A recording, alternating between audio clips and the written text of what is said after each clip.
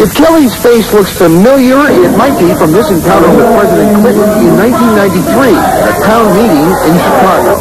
This is not your meeting, sir. And most people have better manners than interrupt somebody giving a speech. Notice, by the way, that when the president's faced with a heckler, it's never a concerned citizen asking a question about the way the president intends to rape us with his tax plan, but rather it's always a heckler. And that's what America needs more of, a little more civility.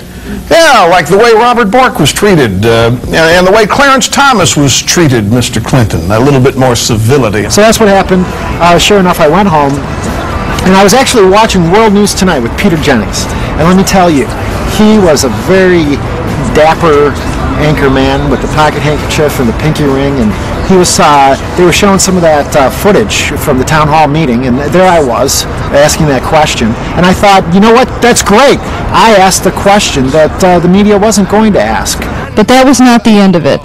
3 hours later, federal agents arrived at Kelly's home, put him in handcuffs, and took him to the Metropolitan Correctional Center, or the Black Hole of Chicago as some call it, where he was interrogated and strip-searched, and as he tells it, spent the next 27 hours moving from a solitary cell to the federal lockup, with drug dealers and bank robbers in handcuffs and leg irons.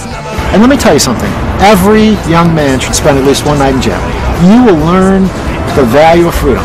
They brought me into the courtroom the very next day, and they read out loud a sentence that I will never forget. The United States of America versus William J. Kelly. And I thought, there is something seriously wrong with this. There was no Fox News channel at that time. I wish that there was. I would have been on every show.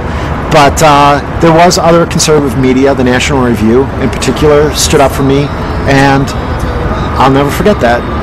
The National Review wrote an article